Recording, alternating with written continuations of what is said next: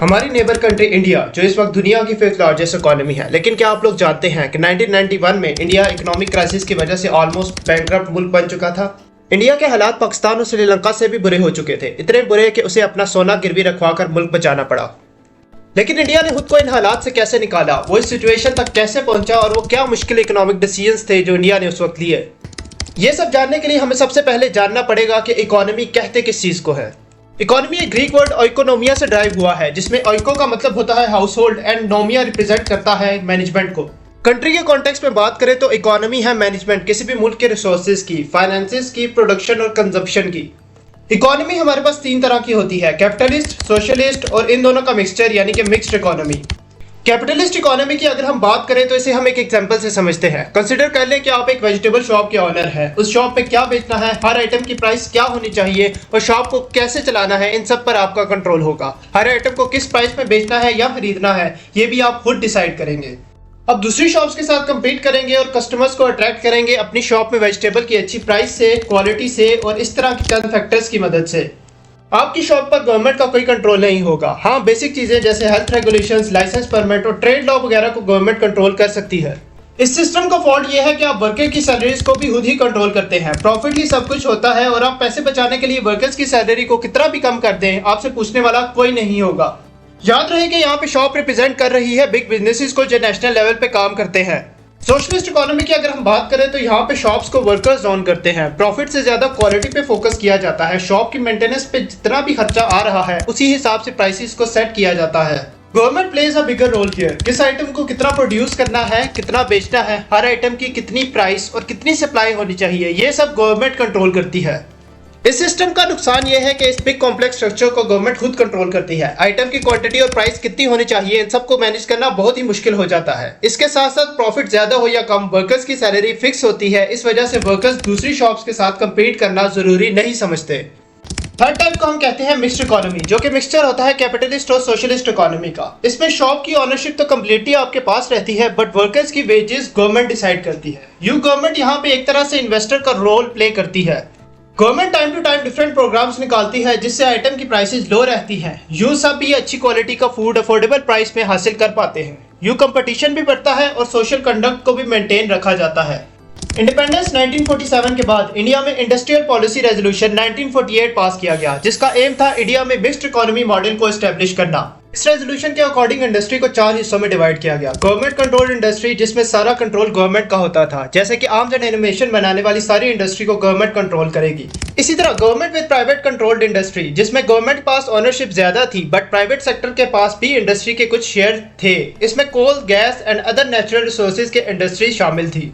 फिर private with government controlled industry, जिसमें steel और आयरन वगैरह की इंडस्ट्रीज शामिल थी। और चौथी थी इसमें प्राइवेट कंट्रोल्ड इंडस्ट्री, जो पूरी तरह प्राइवेट सेक्टर में आती थी। इसमें टेक्सटाइल, लेदर वगैरह की इंडस्ट्रीज शामिल थी।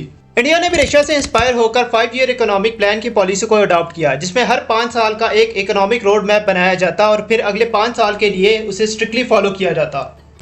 ईयर 1951 में इंडिया के first prime minister Jawaharlal Nehru ने first 5 year economic plan present किया। इसमें एग्रीकल्चरल, इंफ्रास्ट्रक्चरल ग्रोथ पे फोकस किया गया। बेसिक नीड्स की चीज़ों को लो प्राइसेस पे सप्लाई किया गया। यह प्लान सक्सेसफुल रहा और इससे इंडिया की इकोनॉमी 100 बिलियन से 120 बिलियन पर पहुंच गई। जीडीपी ग्रोथ का जो टारगेट 2.1% रखा गया था, उससे भी ज़्यादा 3.6% तक अचीव किया गया। फिर इसी प्लान की सक्सेस को फॉलो करते हुए सेकंड 5 ईयर प्लान 1956 में प्रेजेंट किया गया, जिसमें उन 120 बिलियन डॉलर्स को हैवी स्टील, मैकेनिकल और इलेक्ट्रिकल इंडस्ट्रीज बनाने में इन्वेस्ट किया गया। थर्ड प्लान में एम किया गया इन इंडस्ट्रीज से मैक्सिमम प्रॉफिट गेन करने का और 5.6% ग्रोथ रेट का टारगेट रखा गया। बट अनफॉर्चुनेटली 1962 में इंडो चाइना वॉर हुई और इंडिया का सारा फोकस डेवलपमेंट से वॉर की तरफ शिफ्ट हो गया। इसमें heavy amount of money arms and animation पर लगाया गया। बॉर्डर इंफ्रास्ट्रक्चर को तैयार किया गया। बजट का एक बड़ा हिस्सा डिफेंस इंडस्ट्री में लगाना पड़ा। आर्म्स की ट्रांसपोर्ट को ईजी बनाने के लिए रोड्स और एयर स्ट्रिप्स को तैयार किया गया। फॉरेन इन्वेस्टमेंट में बहुत हद तक कमी आ गई। मेडिसिन की सप्लाई एंड डिमांड में बहुत ज्यादा गैप आ गया। फूड ग्रोथ में भी कमी देखने को मिली और पूरा मुल्क एक स्टेट ऑफ इमरजेंसी में चला गया। मिक्स्ड इकोनॉमी के फ्लॉज दिखने लगे जब सारी इन्वेस्टमेंट को हैवी इंडस्ट्रीज जो गवर्नमेंट कंट्रोल थी में लगाया गया और प्राइवेट इंडस्ट्री को बहुत नुकसान उठाना पड़ा। हेल्थ एंड एजुकेशन सेक्टर पर भी पैसा ना के बराबर लगाया गया। लेकिन इन सब के बावजूद मुल्क भर में डैम की कंस्ट्रक्शन और एग्रीकल्चर प्रोग्रेस को ना रोका गया। फॉरेन एड की मदद से बेसिक ह्यूमन नीड्स को पूरा किया गया और इसी की मदद से साल 1963 से 64 में इकोनॉमी की ग्रोथ 4% तक देखने को मिली। लेकिन इससे अगले ही साल पाकिस्तान इंडिया की वॉर हो गई और मुल्क में एग्रीकल्चरल ग्रोथ को भी रोकना पड़ा और inflation rate almost double record किया जाने लगा। जंगी हालात से अभी मुल्क लड़ ही रहा था कि ईयर 1966 में बारिश ना होने की वजह से प्रोविंस बिहार और उत्तर प्रदेश में 20th सेंचुरी का बदतरीन ड्राउट देखने को मिला। इन सब हालात की वजह से इंडिया ने 1966 में पहली बार IMF को विजिट किया, जिसकी वजह से रुपये को 36.5% तक डीवैल्यू करना पड़ा।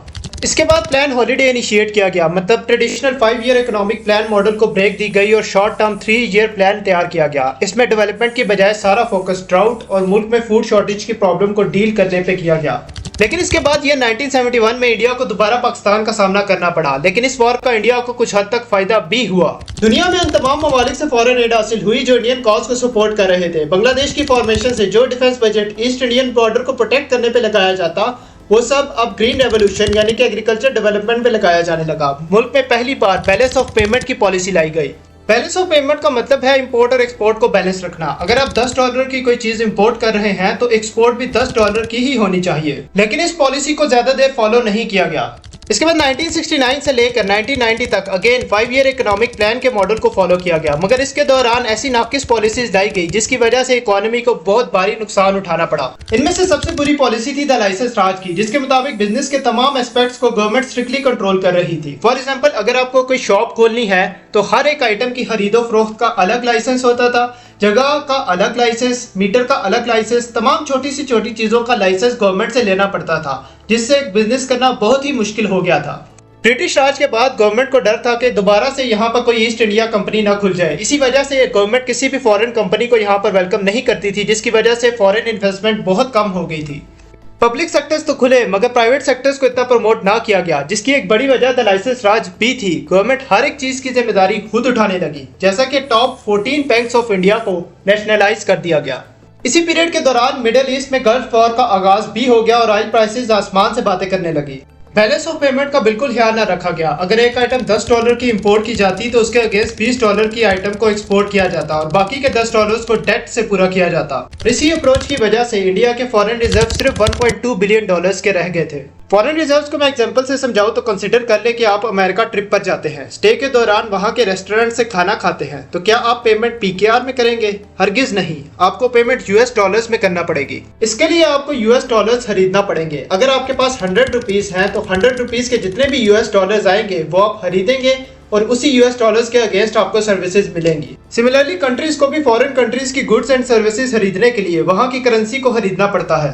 अब इंडिया के पास ऑयल खरीदने के लिए सिर्फ $1.2 बिलियन ही बचे थे, जिससे सिर्फ 2 से 3 वीक तक कंट्री को चलाया जा सकता था। इस वजह से इंडिया जनवरी 1991 में IMF के पास गया, मगर IMF ने लोन देने से इनकार कर दिया और इंडिया लोन अप्रूव करवाने के लिए अमेरिका के पास पहुंच गया। अमेरिका मदद के लिए मान तो गया, मगर बदले में इंडिया में मिलिट्री बेसिस को एस्टेब्लिश करने की कंडीशन रख दी और इंडिया इस बात पर मान भी गया।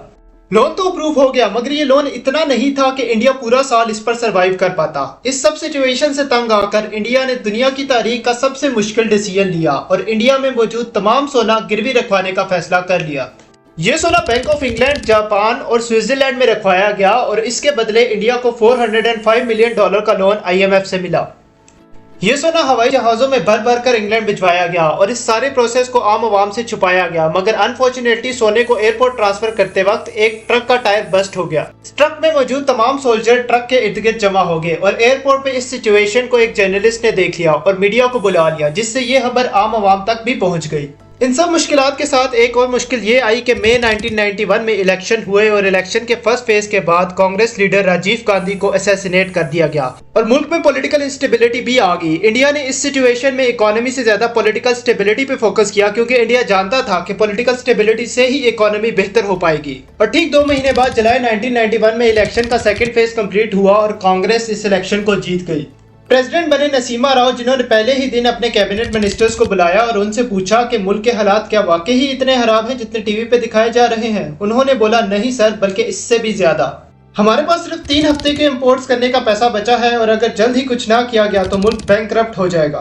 उन्होंने RBI के एक्स गवर्नर मनमोहन सिंह को बुलाया और उन्हें फाइनेंस मिनिस्टर की पोजीशन ऑफर की उन्होंने ये ऑफर कबूल किया और 24 जुलाई 1991 को एक हिस्टोरिक बजट पेश किया गया जिसने इंडियन इकोनॉमी का फेस कम्प्लीटली बदल कर रख दिया। उन्होंने उन तमाम पॉइंट्स को हाईलाइट किया जिसने इंडियन इकोनॉमी की ग्रोथ को रोक रखा था, जैसा कि फिक्स एक्सचेंज रेट। 1991 से पहले रुपये की वैल्यू को आर्टिफिशियल मेंटेन किया जाता था, यानी कि अगर $1 100 रुपये का मिल रहा है तो $1 को 1 रुपये में ही खरीदा जाता और बाकी 99 रुपीज डेट लेकर पे किए जाते। इन्होंने ये पॉलिसी खत्म की है जिससे रुपये की वैल्यू बहुत गिर गई और इकोनॉमी को कुछ अर्सा बहुत नुकसान भी उठाना पड़ा, लेकिन लॉन्ग टर्म के लिए इसका बहुत फायदा हुआ। सेकेंड और मोस्ट इंपॉर्टेंट स्टेप ये था कि उन्होंने लाइसेंस राज का सिस्टम कम्प्लीटली खत्म कर दिया, जिससे बिजनेस करना बहुत ही आसान हो गया और प्राइवेट सेक्टर में बहुत ग्रोथ देखने को मिली।